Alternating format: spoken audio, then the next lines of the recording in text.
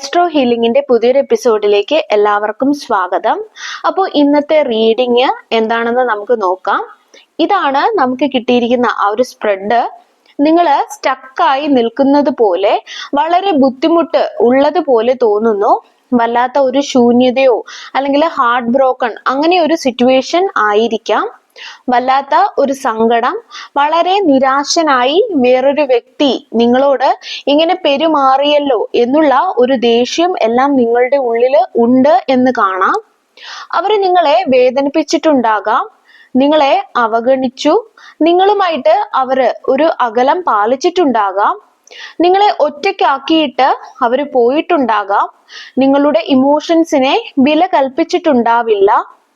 ഇതൊക്കെ നിങ്ങളെ വലിയ സങ്കടത്തിലും നിരാശയിലും ആഴ്ത്തിക്കാണും. നിങ്ങളുടെ പവറ് നഷ്ടപ്പെട്ടതുപോലെ നിങ്ങളുടെ ഉള്ളില് ഒരു തോന്നല് നിങ്ങൾക്ക് ഉണ്ടാകും. ഇനി ഈ ഒരു വ്യക്തിയെ കുറിച്ച് നോക്കുകയാണെങ്കിൽ, ഈ ഒരു വ്യക്തി ഒരു ഡൗട്ടിൽ കൂടെയാണ് കടന്നു പോകുന്നത് എന്ന് കാണുന്നു. അതായത് കൃത്യമായിട്ടുള്ള ഒരു ഡിസിഷൻ എടുക്കാൻ ഈ ഒരു വ്യക്തിക്ക് കഴിയുന്നില്ല, അല്ലെങ്കിൽ കഴിഞ്ഞില്ല. ഒരു കൃത്യമായ ഡിസിഷനിൽ കൂടെ അല്ല ഈ ഒരു വ്യക്തി പോകുന്നതെന്ന് കാണുന്നു.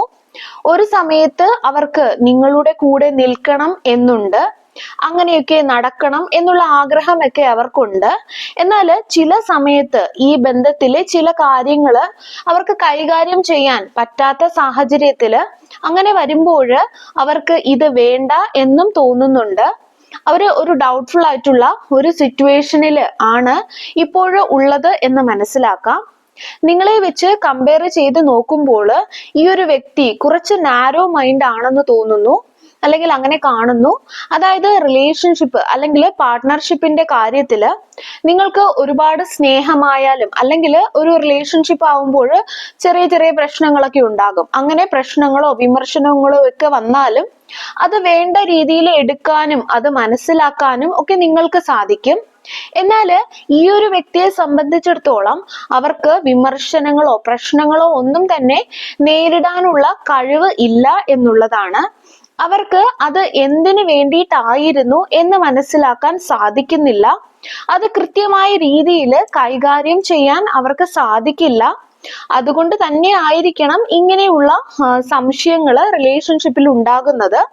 നിങ്ങളുടെ എന്തെങ്കിലും ആവശ്യങ്ങൾ പറയുമ്പോഴോ അല്ലെങ്കിൽ എന്തെങ്കിലും സംസാരിക്കുമ്പോഴോ പോലും അവര് നിങ്ങൾ എന്തോ വഴക്കുണ്ടാക്കാൻ വരുന്നു എന്നുള്ള, അല്ലെങ്കിൽ അവർക്കൊരു ത്രെട്ടൻ ആയിട്ടുള്ള ഒരു ഫീലിംഗ് ആയിരിക്കാം അവർക്ക് ഉണ്ടാകുന്നത്.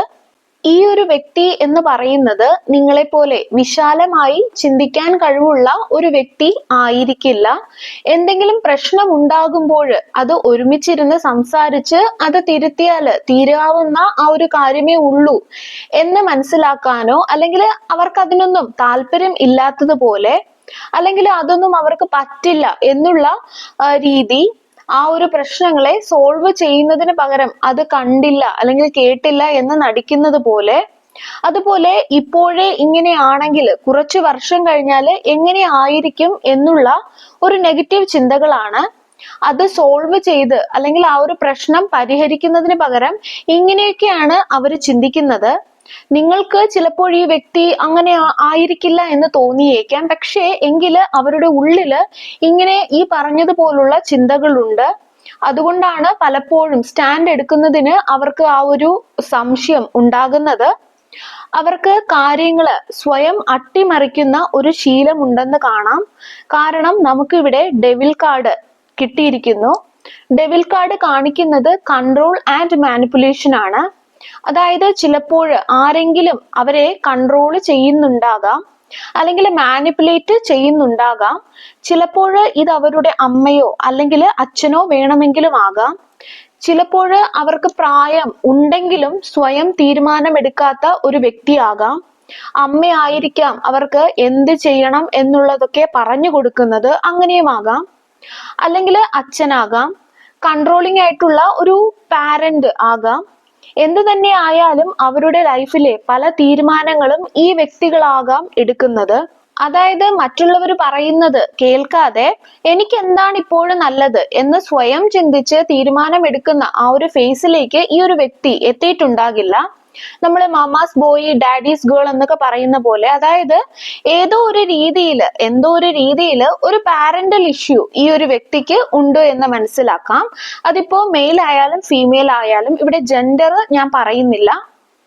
അവർക്ക് അതിൽ നിന്ന് പുറത്തു വരുന്നത് വലിയ ബുദ്ധിമുട്ടുള്ള ഒരു കാര്യമാണെന്ന് അവർക്ക് ഒരുപക്ഷെ തോന്നുന്നുണ്ടാകാം. അല്ലെങ്കിൽ അവരുടെ അമ്മയോ അല്ലെങ്കിൽ അച്ഛനോ വളരെ ടോക്സിക് ആയിരിക്കാം. അല്ലെങ്കിൽ ആരോ ഒരാള്, അതായത് അവര് വളർന്നത് അല്ലെങ്കിൽ വളർന്നു എന്നുള്ള ഒരു ബോധ്യം അവർക്ക് വരുന്നത്, അവർക്ക് വേണ്ടി സ്വയം തീരുമാനങ്ങൾ എടുക്കാൻ തുടങ്ങുന്നത്, അവർക്ക് വേണ്ടി സ്റ്റാൻഡ് എടുക്കുന്നത് ഒന്നും താല്പര്യമില്ലാത്ത ആരോ അവരെ കൺട്രോൾ ചെയ്യുന്നുണ്ട് എന്ന് മനസ്സിലാക്കാം. എത്ര ഏജ് ആയിട്ടും അവരെ കൺട്രോൾ ചെയ്യുന്നത് നമുക്ക് മനസ്സിലാക്കാം. അവര് കുഞ്ഞാണ്, അവര് കുട്ടിയാണ് എന്നുള്ള രീതിയിൽ, അതായത് ഒരു ബൗണ്ടറീസ് സെറ്റ് ചെയ്യാൻ അവരെ സമ്മതിക്കാതെ അവര് ബൗണ്ടറീസിലൊക്കെ കയറി ഇടപെട്ട് എല്ലാ കാര്യത്തിലും ഇടപെട്ട്, ചിലപ്പോൾ ചില വ്യക്തികൾ വിവാഹം കഴിഞ്ഞവരായിരിക്കാം, എങ്കിലും ഒരു വിവാഹം കഴിഞ്ഞ വ്യക്തിയുടെ, അതിപ്പോ പാരന്റ്സ് ആയാലും, അത് മെയിലിന്റെ ആയാലും ഫീമെയിൽ ആയാലും പാരന്റ്സ് ആയാലും ഓവറായിട്ട് ഇടപെടുന്നത് അത് ഒരു തരത്തിലുള്ള ടോക്സിക് ബിഹേവിയർ തന്നെയാണ്. അപ്പൊ അങ്ങനെ ഒരു ബൗണ്ടറീസ് വെക്കാതെ എല്ലാ കാര്യത്തിലും കയറി ഇടപെട്ടുകൊണ്ടിരിക്കുന്ന ഒരു വ്യക്തി, അവർ ഇൻഡിപെൻഡന്റ് ആകുന്നത് ഒന്നും ഈ ഒരു വ്യക്തിക്ക് താല്പര്യമില്ല. അവർക്കൊരു പേഴ്സണൽ ഗ്രോത്ത് ഉണ്ടാകുന്നതോ ഒന്നും ഇവർക്ക് താല്പര്യമില്ല. അതുപോലെ തന്നെ എനിക്കിവിടെ മനസ്സിലാകുന്നത് അവരിപ്പോഴും ഒരു കുട്ടി എന്നുള്ള രീതിയിലാണ് ഉള്ളത്. അവർ ആ ഒരു ഫേസിൽ നിന്നും പുറത്തു വന്നിട്ടില്ല. അവരുടെ ഒരു ചിന്ത എന്ന് പറയുന്നത് ഒന്ന് പോയാലും വേറെ കിട്ടും.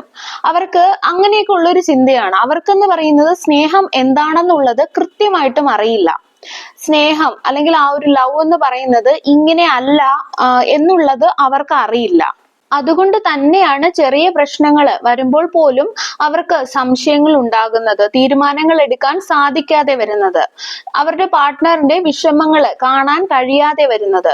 അവർക്ക് ശരിക്കും പാർട്ട്ണർഷിപ്പ് എന്താണെന്നോ അല്ലെങ്കിൽ സ്നേഹം എന്താണെന്നോ അറിയില്ല, അല്ലെങ്കിൽ അവര് അത് കണ്ടിട്ടുണ്ടാകില്ല. കാരണം അവര് കണ്ടത് കൺട്രോളിങ്ങും മാനിപ്പുലേറ്റും ചെയ്യുന്നതുമായിട്ടുള്ള പാരന്റ്സിനെ ആയിരിക്കാം. നമ്മൾ പറയാറില്ലേ, കുഞ്ഞുങ്ങൾ കണ്ടുപഠിക്കുന്നത് മാതാപിതാക്കൾ തമ്മിലുള്ള സ്നേഹത്തിൽ നിന്നാണെന്ന്. ഒരുപക്ഷെ അവരത് കണ്ടിട്ടുണ്ടാകില്ല. പരസ്പരം സ്നേഹിക്കുന്ന മാതാപിതാക്കളെ കണ്ടു വളരുന്ന മക്കള് അവരുടെ പാർട്ട്നേഴ്സിനെയും അതുപോലെ സ്നേഹിക്കുമെന്ന് പറയാറില്ലേ. അവര് അങ്ങനെയുള്ള ഒരു അറിവും അവർക്കില്ല. അവരിപ്പോഴും ഇമ്മച്വർ ആണ്. അവർക്ക് ലവിനെ കുറിച്ച് ഉള്ള കാഴ്ചപ്പാട് തന്നെ വളരെ വ്യത്യസ്തമാണ്. ഒരുപക്ഷെ കമ്മിറ്റ്മെന്റ് ഒന്നും അവർക്ക് ഉണ്ടാവുകയും ഇല്ല, അല്ലെങ്കിൽ അറിയില്ല അവർക്ക്. അതുപോലെ തന്നെ അവരുടെ ഒരു ചിന്താഗതി എന്ന് പറയുന്നത് ലവ് എന്ന് പറയുന്നത് വളരെ ഈസി ആയിട്ടുള്ള ഒരു കാര്യമാണ് എന്നുള്ളതാണ്. ലവില് അല്ലെങ്കിൽ ആ ഒരു പാർട്ട്ണർഷിപ്പില് അത്ര ഈസി അല്ലെന്നും അതിൽ രണ്ടുപേരും എഫേർട്ട് ഇടണം എന്നും അങ്ങനെയൊന്നും അവർക്കറിയില്ല. അല്ലെങ്കിൽ എന്തെങ്കിലും പ്രശ്നങ്ങൾ ഉണ്ടായാൽ ഒരുമിച്ച് നിന്ന് അത് പരിഹരിക്കണമെന്നും അവർക്കറിയില്ല. അങ്ങനെയാണ് ഒരു റിലേഷൻഷിപ്പ് മുന്നോട്ട് കൊണ്ടുപോകേണ്ടതെന്നൊന്നും അവർക്കറിയില്ല. അവർക്ക് എപ്പോഴും ഒരു ഇമ്മച്വർ ആയിട്ടുള്ള കാഴ്ചപ്പാടാണ്. അതായത് ലവ് എന്ന് പറയുന്നത് വളരെ ഈസിയാണ്, എന്തെങ്കിലും ചെറിയ പ്രശ്നങ്ങൾ ഉണ്ടായാൽ അത് ടോക്സിക് ആണെന്നും അത് ഒരുമിച്ച് നിന്ന് സംസാരിച്ച് അത് സോൾവ് ചെയ്യാമെന്നും ഉള്ള ചിന്താഗതി അല്ല അവർക്കുള്ളത്. കാരണം ഒരുപക്ഷെ അങ്ങനെ ഒരു പാർട്ട്ണർഷിപ്പ് അവർ കണ്ടു വളർന്നിട്ടുണ്ടാകില്ല. ചില സമയങ്ങളിൽ ചില പ്രശ്നങ്ങൾ ഒരുമിച്ച് സംസാരിച്ച് സോൾവ് ചെയ്യേണ്ടതാണെങ്കിൽ അത് പരിഹരിച്ച് മുന്നോട്ട് പോകേണ്ടതുണ്ട്. നിങ്ങൾക്ക് ഞാൻ പറയുന്നത് മനസ്സിലായി എന്ന് കരുതുന്നു. അതുപോലെ തന്നെ നമുക്കിവിടെ വീൽ ഓഫ് ഫോർച്യൂൺ കാണിക്കുന്നുണ്ട്. അത് പറയുന്നത് അവരെ തന്നെ ബ്ലെയിം ചെയ്യും എന്നാണ്. അതായത് അവര് ചെയ്ത കാര്യത്തില് അവര് കുറ്റപ്പെടുത്തും എന്ന് കാണുന്നു. ഓക്കെ, അപ്പോഴ് അവര് നിങ്ങളുടെ അടുത്തേക്ക് വരും എന്ന് തന്നെയാണ്. അവര് നിങ്ങളോട് ക്ഷമ ചോദിക്കും. അവര് നിങ്ങളോട് പെരുമാറിയത് തെറ്റായി പോയി എന്ന് അവർക്ക് മനസ്സിലായി. അവർക്ക് ഇപ്പോഴ് ഒരു കുറ്റബോധം തോന്നുന്നുണ്ട്. അവര് നിങ്ങളെ ട്രീറ്റ് ചെയ്ത രീതി ശരിയായിരുന്നില്ല എന്നുള്ള ഒരു തോന്നല് അവർക്ക് ഉണ്ടായിട്ടുണ്ട്. അതുപോലെ തന്നെ നിങ്ങളുടെ ഭാഗത്ത് ഒരു തെറ്റും ഉണ്ടായിരുന്നില്ല എന്നുള്ള ഒരു ബോധ്യം അവരിലുണ്ടായി. ഒരുപക്ഷെ നിങ്ങൾ ആ ഒരു സമയത്ത് ചിലപ്പോൾ ചിന്തിച്ചത്, എന്തൊക്കെ പ്രശ്നങ്ങൾ ഉണ്ടായപ്പോഴും കുഴപ്പമില്ല, ജീവിതമല്ലേ, ചെറിയ പ്രശ്നങ്ങളൊക്കെ ഉണ്ടായാലും മുന്നോട്ട് പോവുകയല്ലേ, എന്നാലും കുഴപ്പമില്ലാതെ പോകുന്നല്ലോ എന്നൊക്കെയാകും. എന്നാൽ ഈ ഒരു വ്യക്തി ഇങ്ങനെ ആയിരിക്കില്ല ചിന്തിച്ചിരിക്കുന്നത്. നിങ്ങളുടെ ആവശ്യങ്ങൾ കേൾക്കുകയോ അല്ലെങ്കിൽ ആവശ്യമുള്ള എന്തെങ്കിലുമൊക്കെ കാര്യങ്ങൾ പറഞ്ഞാൽ പോലും അത് മനസ്സിലാക്കാൻ ശ്രമിക്കുകയോ ചെയ്യാതെ അവർ ഒരു വഴക്കെന്ന രീതിയിലാകാം എടുത്തിട്ടുള്ളത്. നിങ്ങളുടെ ആവശ്യങ്ങളും അല്ലെങ്കിൽ കാര്യങ്ങളും നിങ്ങൾ പറയുമ്പോൾ അവരത് നിങ്ങൾ അവരോട് വഴക്കുണ്ടാക്കാൻ ചെല്ലുകയാണ് എന്നാണ് കരുതിയിരിക്കുന്നത്. അല്ലെങ്കിൽ അങ്ങനെ ആകാം കരുതിയത്. അവര് നിങ്ങൾക്ക് വേണ്ടി നിങ്ങളുടെ കൂടെ നിൽക്കുകയോ നിങ്ങളെ പ്രൊട്ടക്ട് ചെയ്യുകയോ അല്ലെങ്കിൽ നിങ്ങൾക്ക് വേണ്ടി ഒരു സ്റ്റാൻഡ് എടുക്കുകയോ ഒന്നും തന്നെ ചെയ്തിട്ടില്ല. അവര് നിങ്ങൾക്ക് മുൻഗണന തരുകയോ ഒന്നും ചെയ്തിട്ടില്ല. അവർക്ക് ഒരു ഫ്രീ സോൾ ആയിട്ട് ഇങ്ങനെ നടക്കണമായിരുന്നു. അവർക്ക് നിങ്ങൾ എന്ത് എപ്പോൾ പറഞ്ഞാലും ഈ ഒരു ത്രെറ്റൻഡ് അല്ലെങ്കിൽ കോൺഫ്ലിക്റ്റ് അങ്ങനെ ഒരു ഫീൽ ആയിരുന്നു അവർക്ക് ഉണ്ടായിരുന്നത്. അതുകൊണ്ട് തന്നെയാണ് അവർ ഈ ഒരു ഡിസ്റ്റൻസ് നിങ്ങൾക്കിടയിൽ ഉണ്ടാക്കിയെടുത്തതും. അതുപോലെ തന്നെ മറ്റൊരു കാര്യം ഇവിടെ കാണുന്നത് എന്താന്ന് വെച്ചിട്ടുണ്ടെങ്കിൽ, ഈ ഒരു വ്യക്തി ഇപ്പോൾ അവർക്ക് ഉറക്കം നന്നേ കുറവാണ്. രാത്രി നന്നായിട്ട് അവർ ഉറങ്ങുന്നില്ല. അവരെ കെയർ ചെയ്യുന്നില്ല. ഇവര് ഒരുപാട് കാര്യങ്ങൾ ഒരുമിച്ച് ചെയ്യുന്നുണ്ട്, എന്നാൽ റെസ്റ്റ് ചെയ്യുന്നില്ല. അല്ലെങ്കിൽ റെസ്റ്റ് ചെയ്യാൻ പോകുമ്പോൾ അവർക്ക് അത് സാധിക്കുന്നുമില്ല. അവര് എത്ര മോശമായിട്ടാണ് നിങ്ങളെ ട്രീറ്റ് ചെയ്യുന്നത് എന്നുള്ള ആ ഒരു ചിന്ത അവർക്കുണ്ട്. അല്ലെങ്കിൽ അങ്ങനെ ഒരു കുറ്റബോധം അവരുടെ മനസ്സിൽ വരാറുണ്ട്. ഇതൊക്കെ പലപ്പോഴും അവരുടെ ഉറക്കം കെടുത്തുന്നു എന്ന് മനസ്സിലാക്കാം. അവര് കർമ്മ അല്ലെങ്കിൽ അവർക്ക് കർമ്മയുടെ അടി കിട്ടാൻ പോവുകയാണ് എന്നുള്ളതാണ്. നല്ല രീതിയിൽ അവരുടെ അടുത്തേക്ക് കർമ്മ വരുന്നുണ്ട്. അതുപോലെ അവർക്ക് സപ്പോർട്ടീവ് ആയിട്ട് അല്ലെങ്കിൽ കെയറിങ് ആയിട്ട് നിന്നിരുന്ന പല വ്യക്തികളും ഇന്ന് അവരുടെ കൂടെ ഇല്ല. അത് അവർക്ക് മനസ്സിലാകുന്നുമുണ്ട്. അതുപോലെ തന്നെ നിങ്ങൾ ആ ഒരു സമയത്ത് അവർ ചിന്തിച്ചിരുന്നത് നിങ്ങൾ പോയാലും ഇവരൊക്കെ എനിക്കുണ്ടാകും എന്നാണ്. അങ്ങനെ കരുതിയിരുന്ന രീതിയിലുള്ള ആരൊക്കെയോ അവരിപ്പോഴില്ല. അവരെ ഇവര് തിരയുന്നുണ്ട്. അതായത് എനിക്ക് നിന്റെ കൂടെ പറ്റില്ല, ഞാൻ ഒരുപാട് സഹിച്ചു, കുറെ പ്രശ്നങ്ങളായി, എനിക്ക് നീ സ്വാതന്ത്ര്യം തരുന്നില്ല, നിങ്ങൾ പോയാലും ഞാൻ ഓക്കെ ആയിരിക്കും എന്നൊക്കെ അവരെ ചിന്തിക്കാൻ പ്രേരിപ്പിച്ച ആ സാഹചര്യങ്ങളോ അല്ലെങ്കിൽ ആ ഒരു വ്യക്തികളോ ഇന്ന് അവരുടെ കൂടെ ഇല്ല. അതും അവരെ കുറ്റബോധത്തിൽ ആഴ്ത്തുന്നുണ്ട്. അതുപോലെ തന്നെ അവര് നിങ്ങളുടെ അടുത്ത് നിന്നും പോയപ്പോൾ അവര് നിങ്ങളുടെ ചില ബാഡ് കർമാസ്, അത് മുൻജന്മത്തിലെയോ അല്ലെങ്കിൽ ഈ ജന്മത്തിൽ നിങ്ങൾ ഉണ്ടാക്കിയോ ആയിട്ടുള്ള ബാഡ് കർമാസ്, അതും കൂടി അവർ കൊണ്ടുപോയിട്ടുണ്ട്. അതുപോലെ തന്നെ അവര് ചിന്തിച്ചത്, അവര് പോകുമ്പോൾ അവര് കരുതിയത് ജീവിതം ഓക്കെ ആയിരിക്കും, കുഴപ്പമില്ല എന്നായിരുന്നു. എന്നാല് അല്ല, അവരൊരിക്കലും ഹാപ്പി അല്ല.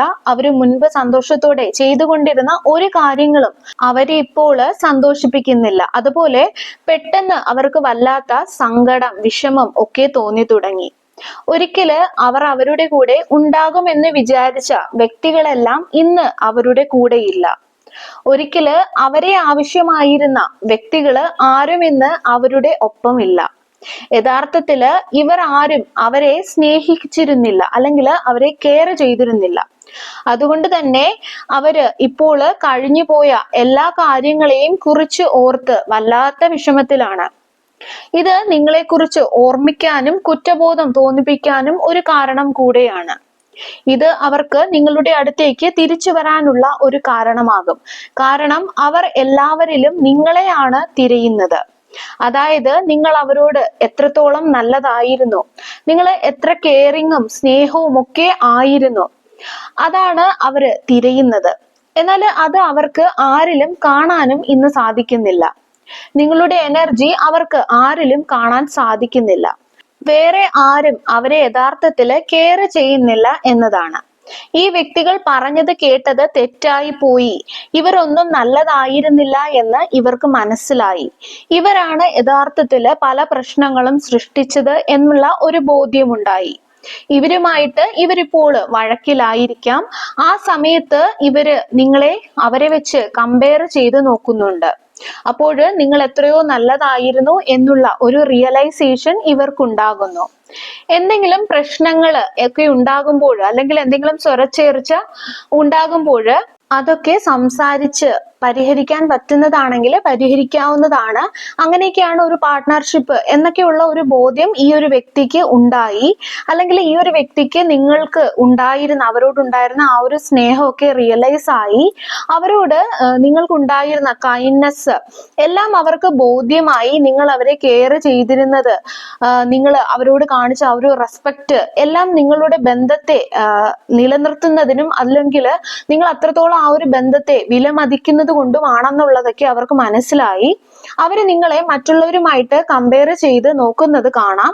അതായത് അവരുടെ കുടുംബക്കാരുമായിട്ട് അല്ലെങ്കിൽ അവരുടെ ഫ്രണ്ട്സുമായിട്ടൊക്കെ കമ്പയർ ചെയ്യുന്നത് കാണാം. അപ്പോഴൊക്കെ അവർക്ക് മനസ്സിലാകുന്നത് സത്യസന്ധമായിട്ട് അവരെ മനസ്സിലാക്കിയതും അല്ലെങ്കിൽ സ്നേഹിച്ചതും അവരെ കേട്ടിരുന്നതും അവർക്ക് വേണ്ടി എന്ത് ചെയ്യാനും കൂടെ നിന്നതും വളരെ ക്ഷമയോടുകൂടി ഇരുന്നതുമെല്ലാം നിങ്ങൾ മാത്രമായിരുന്നു എന്നുള്ളത് അവർക്ക് ബോധ്യമായി.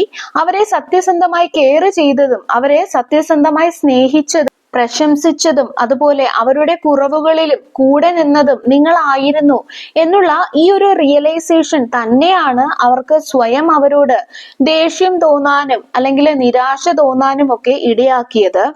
അവർക്ക് നിങ്ങളുടെ അടുത്ത് വരണം, നിങ്ങളോട് ക്ഷമ ചോദിക്കണം, നിങ്ങളോട് സംസാരിക്കണം എന്നുള്ള ഒരു ചിന്ത അവർക്കുണ്ട്. അവരത് ചെയ്യുകയും ചെയ്യും. അപ്പോൾ നിങ്ങൾക്ക് പേഴ്സണൽ റീഡിങ് ആവശ്യമുണ്ടെന്നുണ്ടെങ്കിൽ താഴെ കൊടുത്തിരിക്കുന്ന നമ്പറിൽ നിങ്ങൾക്ക് മെസ്സേജ് ചെയ്യാവുന്നതാണ്. പേഴ്സണൽ റീഡിങ്സ് എല്ലാം തന്നെ പെയ്ഡ് ആയിരിക്കും. അപ്പോൾ സർവേശ്വരന്റെ എല്ലാവിധ ഐശ്വര്യങ്ങളും നിങ്ങൾക്ക് എല്ലാവർക്കും ഉണ്ടാകട്ടെ. വീണ്ടും ഒരു വീഡിയോയുമായി നമുക്ക് വീണ്ടും കാണാം. നന്ദി.